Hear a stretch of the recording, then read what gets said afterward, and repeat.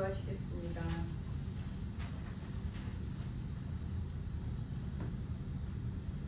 좋으신 나의 하나님 아버지를 사랑합니다. 오늘도 저희를 이곳에 모아주시고 아버지의 높고 거룩하신 이름을 찬양하게 하시니 참으로 감사합니다. 저희는 지난 주간도 죄를 이기며 살기보다 죄와 타협하며 살았음을 고백합니다. 죄 속에서도 주님을 붙잡으려 애쓰며 힘겹게 살았음을 고백합니다.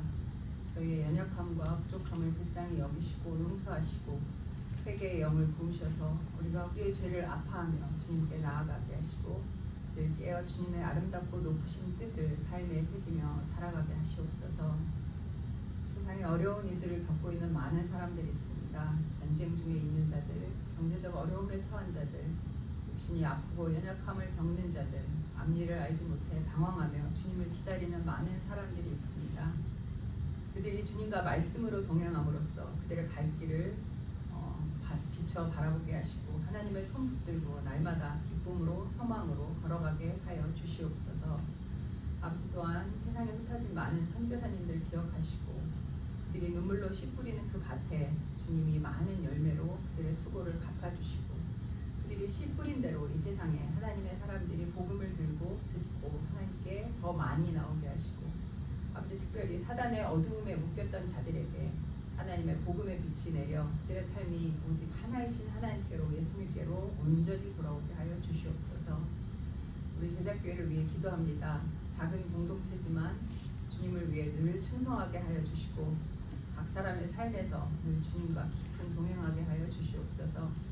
말씀을 읽을 때 늘 가슴이 뜨거워지고 그 은혜로 벅차오르는 감격으로 세상에 주님의 제자의 삶의 본을 보이는 삶을 살게 하여 주시옵소서. 우리 교회를 섬기다가 지나간 많은 지체들 언제나 어디서나 늘 주님께 충성하는 귀한 삶 살게 하여 주시옵소서. 그들이 하나님을 섬기며 교회를 섬기며 또한 어둡고 소외된 곳을 섬기며 세상에서 서갈 때 그리스도의 향기로 충만한 삶, 하나님이 기뻐하시는 삶 속에 덕을 세우는 삶이 되게 하여 주시옵소서. 오늘의 예배를 위해 기도합니다. 이 예배로 우리의 상한 심령에 하나님의 말씀으로 회복되게 하시고 새 소망을 품고 세상으로 나가게 하시고 세상을 이길 넉넉한 힘을 얻고 가게 하여 주시옵소서.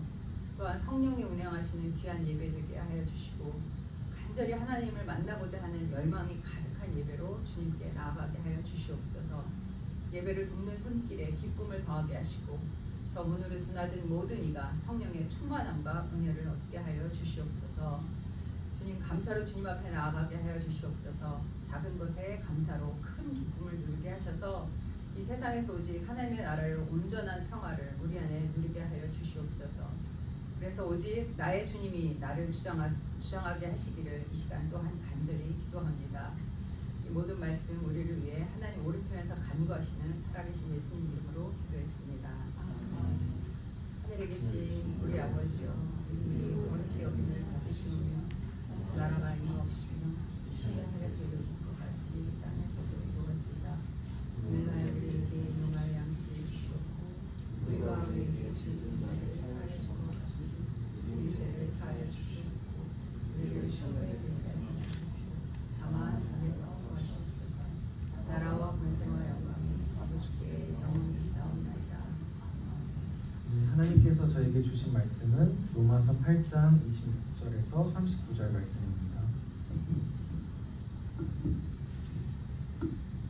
제가 가진 성경으로는 신약 성서 236페이지에 있습니다. 다 준비되신 줄 알고 공독드리겠습니다. 이와 같이 성령께서도 우리의 약함을 도와주십니다. 우리는 어떻게 기도해야 할지도 알지 못하지만 성령께서 친히 이루다 말할 수 없는 탄식으로 우리를 대신하여 간구하여 주십니다. 사람의 마음을 꿰뚫어 보시는 하나님께서는 성령의 생각이 어떠한지를 아십니다. 성령께서 하나님의 뜻을 따라 성도를 대신하여 간구하시기 때문입니다. 하나님을 사랑하는 사람들, 곧 하나님의 뜻대로 부르심을 받는 사람들에게는 모든 일이 서로 협력하여 선을 이룬다는 것을 우리는 압니다. 하나님께서는 미리 하신 사람들을 택하셔서 자기 아들의 형상과 같은 모습이 되도록 미리 정하셨으니 이것은 그 아들이 많은 형제 가운데서 맏아들이 되게 하시려는 것입니다. 그리하여 하나님께서는 이미 정하신 사람들을 부르시고 또한 부르신 사람들을 의롭게 하시고 의롭게 하신 사람들을 또한 영화롭게 하셨습니다. 그렇다면 이런 일을 두고 우리가 무엇이라고 말할 수 있겠습니까?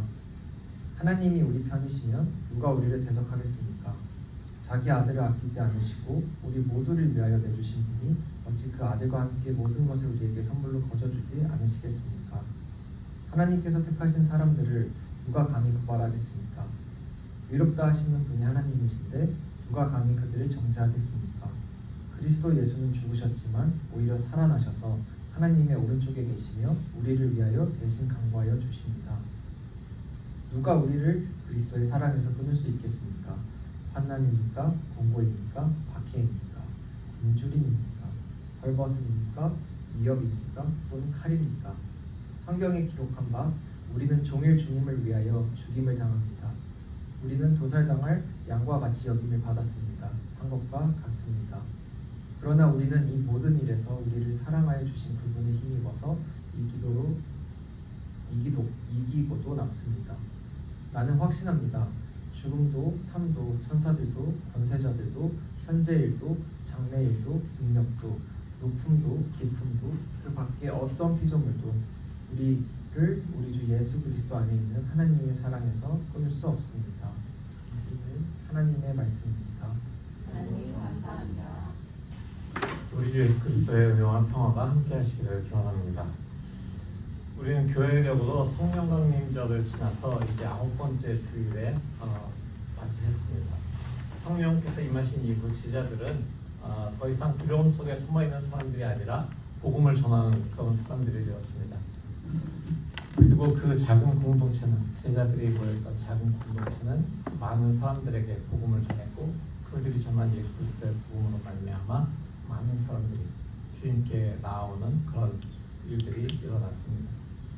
그 작은 공동체가 점점 커지면서 온 세상으로 퍼져나갔고 지금 우리가 앉아있는 이 자리까지 그 공동체들은 이어져 오고 있습니다. 정말 작은 사람들이 모여서 순종했던 그 공동체가 지금 이렇게 전 세계적으로 큰 공동체가 되어가고 있다는 것은 참으로 놀라운 일이 아닐 수 없습니다. 수많은 시대와 문화를 거쳐서 복음이 전해졌고 또 하나님께서 모태로부터 혹은 삶의 어느 순간에 우리를 찾아오셔서 예수 그리스도를 믿는 믿음으로 우리들을 인도해 주셨습니다.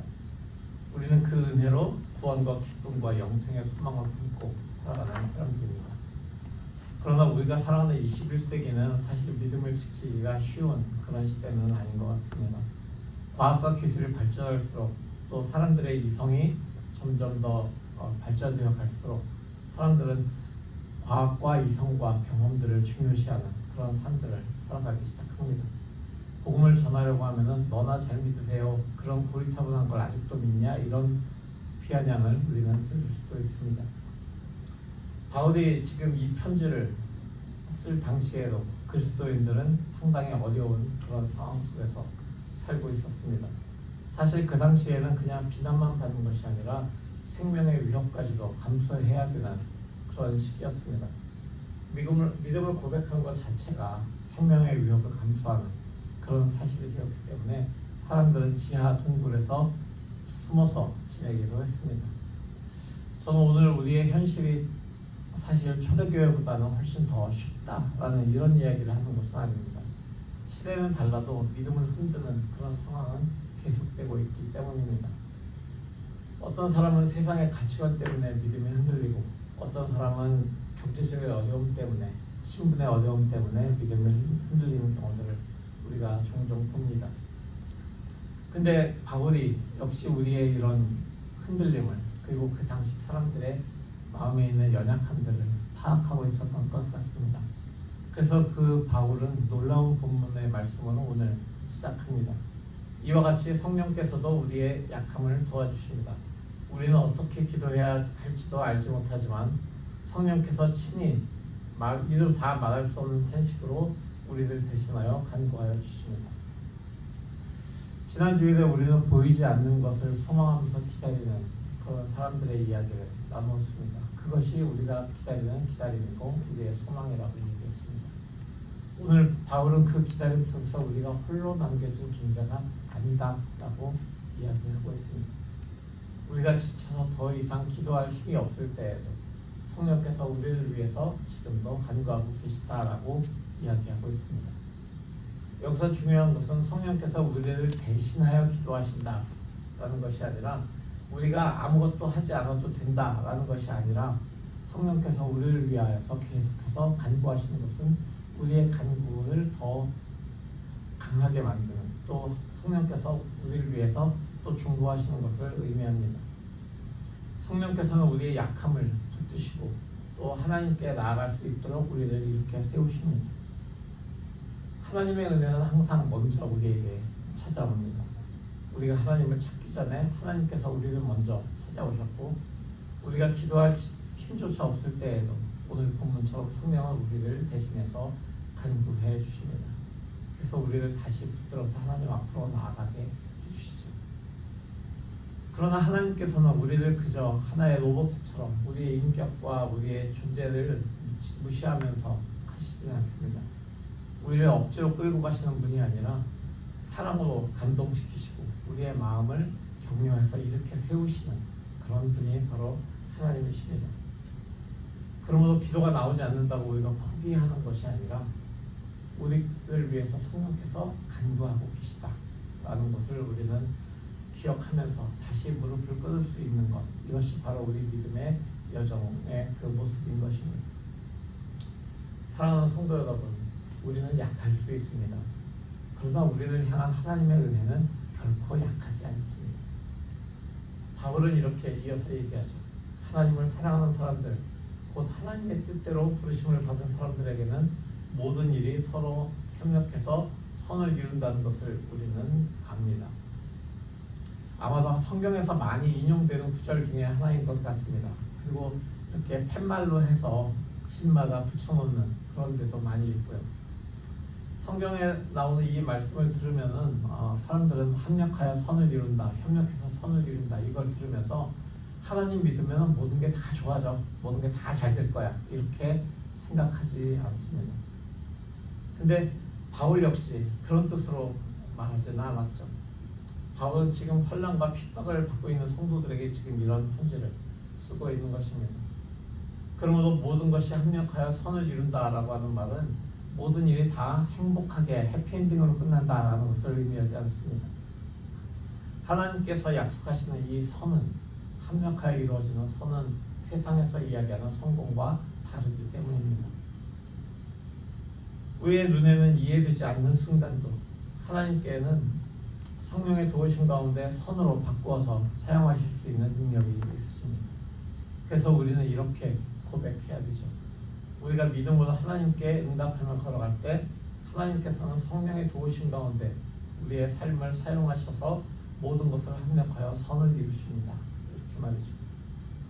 그렇다면 이 선이 무엇일까요? 바울은 곧바로 그 답을 이렇게 이야기합니다. 하나님께서는 미리 아시는 사람들을 택하셔서 자기 아들의 형상과 같은 모습이 되도록 미리 정하셨습니다. 하나님께서 사람들을 미리 아셨고 그 사람들을 택하셨고 그리고 자기 아들의 형상과 같은 모습이 되도록 미리 정하셨다라는 이 구절이 바울의 대답입니다. 이거에 바로 선을 이루는 것이죠. 근데 여기서 많은 사람들이 어떤 단어에 걸리냐면 미리라는 단어에 걸려요. 미리 아셨고 미리 정하셨고 이런 것 때문에 하나님이 아신 사람들이 있네. 하나님이 어떤 사람들만 미리 아시고 그 사람들을 자기 아들과 같은 사람들의 모습으로 변화되도록 미리 정해 놓으셨네. 그럼 정해진 사람이 있다는 얘기네. 우리는 그렇지 않다는 얘기냐? 라는 생각을 사람들이 쉽게 할 수 있습니다. 하나님이 좀 불공평하시네? 라는 생각을 할 수도 있습니다.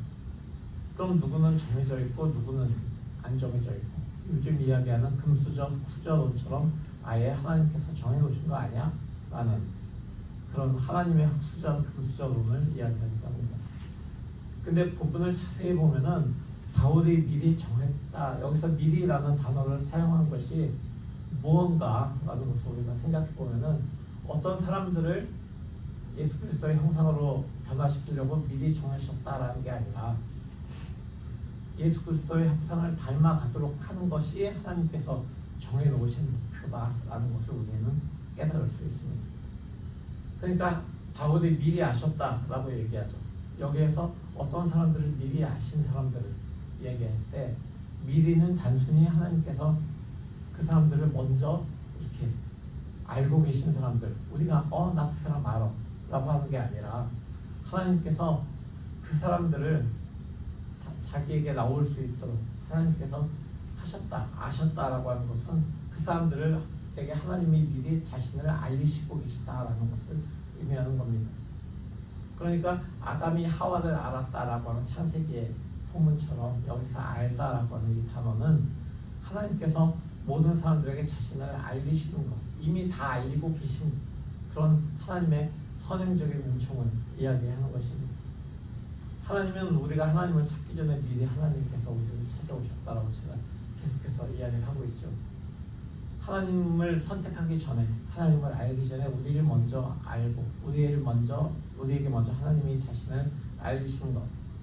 그렇기 때문에 누구를 구원하려고 정해놓으신 것이 아니라 모든 사람들에게 미리 하나님이 자신을 알리고 계시다라고 하는 것을 오늘 본문에서 바울이 이야기합니다.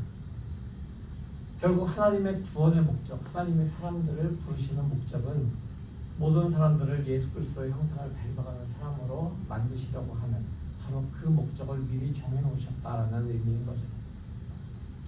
그래서 하나님께서 우리를 부르시고 우리를 의롭게 하셨고 성령 안에서 날마다 성화의 길을 걷게 하셨고 마지막에는 영화의 단계로 들어가게 해주실 것입니다.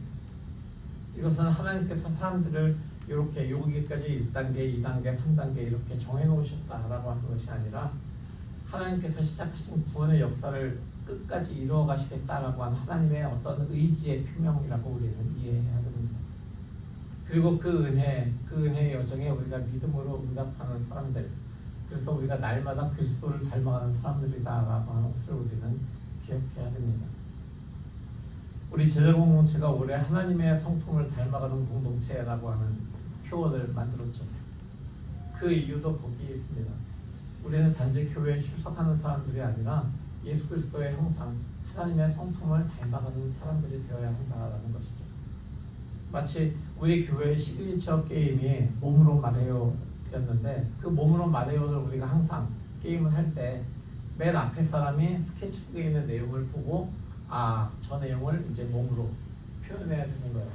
근데 그걸 앞에 사람이 아주 정확하게 했을 때 그 뒷사람도 그걸 보고 바로 이해하고 그걸 동작을 끝까지 해나갈 수가 있습니다. 근데 만약에 앞에 사람이 그걸 이해를 못했거나 중간에 있는 한두 사람이 이해를 잘 못해가지고 엉뚱한 동작이 되는 경우들이 많이 있죠. 그걸 보고 우리는 굉장히 배꼽을 잡고 웃고 결말에 있는 내용이 다른 내용인 걸 보면서 웃지만 사실 그게 우리의 삶에서 우리가 예수 그리스도의 형상을 닮지 못했을 때 일어나는 일이라고 생각하면 조금 두려운 마음이 생길 수도 있을 것 같습니다. 우리가 어떤 모습으로 세상에 드러나야 될 것인가라고 하는 그것을 우리가 생각해 봐야 된다는 얘기죠. 우리는 예수 그리스도의 형상을 닮아가도록 그렇게 하나님께 부름을 받은 사람들입니다.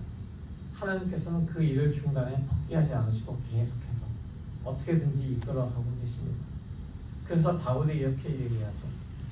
그렇다면 이런 일을 두고 우리가 무엇이라고 말할 수 있겠습니까? 하나님이 우리 편이시면 누가 우리를 대적하겠습니까? 여기서 하나님이 우리 편이면 누가 우리를 대적하겠냐라고 하는 것은 네 편 내 편 가르는 그 편가르기의 이야기가 아닙니다. 하나님이 우리 편이면 우리는 모두 다 할 수 있어. 너는 하나님의 편이 아니니까 망할 거야. 이런 것들이 아니죠. 하나님이 우리 편이라고 하는 말은 하나님께서 우리의 모든 선택을 다 무조건적으로 지지하시고 이루어 주신다라는 것이 아닙니다. 우리가 하나님의 편에 서기로 결단하고 우리가 그분의 은혜를 의지하면서 살아갈 때 하나님께서는 결코 우리를 버리지 않으신다라고 하는 하나의 약속을 이야기하는 겁니다. 그리고 그 이유에 대해서 바울이 이렇게 얘기했죠. 자기 아들을 아끼지 않으시고 우리 모두를 위해서 내주신 분이 어찌 그 아들과 함께 모든 것을 우리에게 선물로 거저 주지 않으시겠습니까? 하나님께서는 우리를 사랑하신다라고 말씀만 하신 것이 아닙니다. 가장 귀한 독생자를 우리를 위해서 내주셨습니다. 바로 그것으로 자신의 사랑을, 우리를 향한 사랑을 증명하셨죠.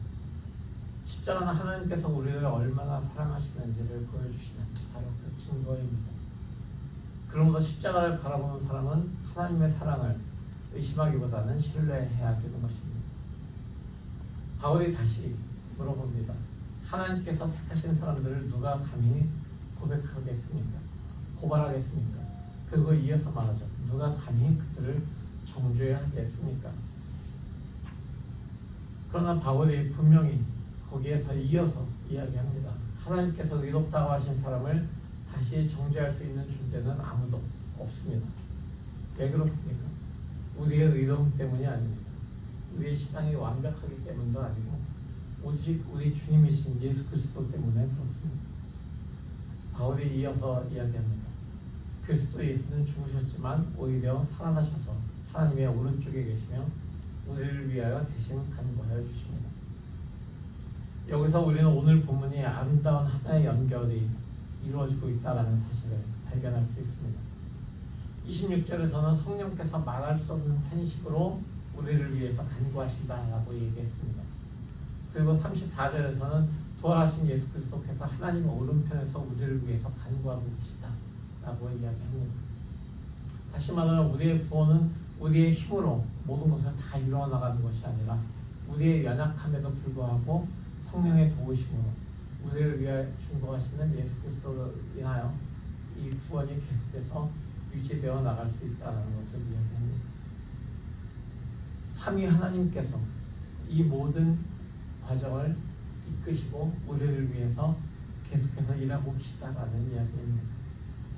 그러므로 우리는 두려움 속에서 살아가는 사람들이라든가 또는 좌절해서 넘어져 있는 사람들이 아니라 그 두려움을 이기고 일어날 수 있고 좌절 가운데에서도 다시 한번 일어서서 앞으로 나아갈 수 있는 사람들, 바로 그 은혜 가운데 살아가는 사람들이라고 하는 것입니다. 그렇게 은혜 가운데 살았기 때문에 삼위 하나님께서 우리를 붙잡아 주시기 때문에 우리가 아무렇게나 그럼 살아도 되겠네? 라는 이야기는 아니죠. 웨슬리는 하나님의 은혜는 언제나 우리의 응답을 요구한다라고 이야기했습니다. 성령께서 붙드실 때 우리가 일어나야 됩니다. 말씀으로 초대하실 때 우리가 순종으로 나아가야 되죠. 죄를 깨닫게 하실 때 우리는 회개해야 됩니다. 그리고 날마다 예수 그리스도를 닮아가는 성화의 길 걸어가야 합니다. 그 길을 걸어가는 사람들을 하나님께서는 결코 놓지 않으신다라는 약속이 우리에게 주어져 있습니다. 그래서 바울의 마지막으로 가장 감동적인 질문을 하나 합니다. 누가 우리를 그리스도의 사랑에서 끊을 수 있겠습니까? 그리고 환난과 곤고, 박해, 굶주림, 헐벗음, 위협, 칼 이런 많은 장애물들을 우리에게 하나씩 얘기해 줍니다. 근데 이것을 바울이 그냥 예시로 든 게 아니죠.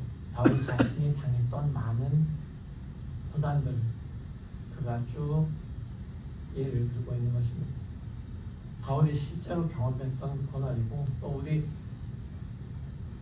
우리뿐만이 아니라 당시에 바울의 편지에 로마서를 읽었던 로마교회 성도들 그리고 이 편지를 또 돌려서 읽게 된 다른 그리스도인들이 함께 겪고 있었던 그런 고난이기도 합니다. 바울은 그 모든 고난의 현실들을 부인하지 않습니다. 그런 모든 혼란이나 분노나 박해가 있을 수 있습니다. 그러나 그 어느 것도 우리를 예수 그리스도의 사랑에서 끊을 수 없다라고 이야기하고 있는 것입니다. 그리고 우리가 이 모든 일에서 우리를 사랑하여 주신 그분을 힘입어서 넉넉히 이긴다라고 이야기해 줍니다. 바울은 언젠가는 이루어질 거야 라고 이야기하지 않았습니다. 지금 이 모든 일 가운데에서 넉넉하게 이기고자 남는다라고 이야기합니다. 그리스도인의 승리는 고난이 계속해서 우리에게 다가오지 않고 딱 멈춰지는, 우리가 예수를 믿는다라고 얘기했을 때 모든 고난이 멈추는 그런 삶이 아닙니다. 오히려 우리에게 그 예수 그리스도를 믿음을 고백함을 통해서 더 많은 고난이 올 수도 있습니다. 그러나 그 고난 가운데에서도 우리는 하나님의 사랑을 잃지 않는 삶을 살아가는 것, 그것이 바로 그리스도인의 삶인 것입니다. 환란 속에서도 소망을 잃지 않고 보이지 않는 것을 계속 소망하고 죄의 유혹 가운데에서도 그것을 따르지 않기로 하나님을 따르기로 선택하면서 다시 일어서는 삶입니다. 넘어질 때마다 다시 회개하고 성령의 도우심으로 예수님을 닮기로 선택하는 삶입니다. 이것이 바울이 이야기하는 넉넉히 이기는 삶인 것입니다. 사랑하는 성도 여러분, 세상은 우리의 스펙을 보고 우리의 삶을 판단합니다. 당신의 스펙이 이러니까 당신의 가치가 이 정도 되겠네 라고 이야기해 줍니다. 세상의 기준으로 이거밖에 안 되니까 당신은 실패했어 라고 이야기하지 않습니다. 세상은 우리에게 계속해서 잣대를 들이대고 자 요만큼 안 되면 실패, 요걸 넘어서야지만 성공이라고 얘기하지만 하나님은 우리의 실패보다 하나님의 은혜가 더 크다라고 지금 말씀하고 계십니다. 우리의 연약함보다 하나님의 능력이 더 크다라고 이야기하고 계십니다. 우리의 죄보다 예수 그리스도의 십자가의 구원의 은혜가 더 크다, 더 깊다고 말씀하고 계십니다. 그래서 바울은 마지막에 자신의 신앙 고백을 담아서 이렇게 선언하죠. 나는 확신합니다. 이 확신은 막연한 긍정이 아닙니다. 그냥 좋아요, 알겠어요, 믿어요, 확신할게요, 이것이 아니죠. 성령께서 지금도 우리를 위해서 탄식하시고 간구하고 계시고 예수 그리스도께서 지금도 하나님 오른편에서 우리를 위해서 중보하고 계시고 성부 하나님께서도 끝까지 우리를 지키고 사랑하신다라고 하는 그 사실을 위해 바울의 이 확신의 고백이 서 있는 것입니다. 그래서 바울이 이렇게 얘기해요. 죽음도 삶도 천사들도 권세자들도 현재일도 장래일도 능력도 높음도 깊음도 그 밖에 어떤 피조물도 우리를 우리 주 예수 그리스도 안에 있는 하나님의 사랑에서 끊을 수 없습니다. 성도 여러분, 우리는 연약할 수 있습니다. 우리의 믿음이 흔들릴 수 있습니다. 우리는 때때로 넘어질 수 있습니다. 그러나 우리를 향한 하나님의 사랑은 결코 흔들리지 않습니다. 그 어느 것도 우리를 예수 그리스도의 사랑에서 끊을 수 없습니다. 그러므로 여러분, 우리의 시선을 우리의 연약함에 두지 말고 우리를 붙드시는 하나님의 사랑에 두십시오. 오늘도 그 사랑을 믿고 다시 일어나십시오. 오늘도 성령의 도우심을 의지해서 기도의 무릎을 꿇으십시오. 오늘도 예수 그리스도를 닮아가는 하나님의 성품을 닮아가는 성화의 삶을 살아가십시오. 그 길 끝에서만이 아니라 바로 오늘 우리의 삶 가운데에서도 우리는 우리를 사랑하시는 그분을 힘입어서 넉넉하게 이겨나갈 수 있을 것입니다. 그 어떤 것도 우리를 우리 주 예수 그리스도 안에 있는 하나님의 사랑에서 끊을 수 없기 때문입니다. 바로 그 바울의 고백이 나는 확신합니다라고 하는 그 바울의 고백이 오늘 우리의 고백이 되기를 원합니다. 그래서 우리 모두가 이 변함없는 사랑을 확신하면서 세상의 두려움보다 하나님의 사랑을 더 크게 바라보고 날마다 그리스도를 닮아가는 삶을 살아가는 우리 모두가 되기를 살아계신 예수 그리스도의 이름으로 축원합니다. 오늘 이 말씀을 가지고 잠시 기도하며 나가기를 원합니다. 이 말씀을 우리 마음에 심기를 원합니다. 나는 확신합니다. 죽음도 삶도 천사들도 권세자들도 현재일도 장래일도 능력도 높음도 깊음도 그 밖에 어떤 피조물도 우리를 우리 주 예수 그리스도 안에 있는 하나님의 사랑에서 끊을 수 없습니다. 이 확신을 우리 삶에 심으며 나가기 원합니다. 다 같이 기도하겠습니다.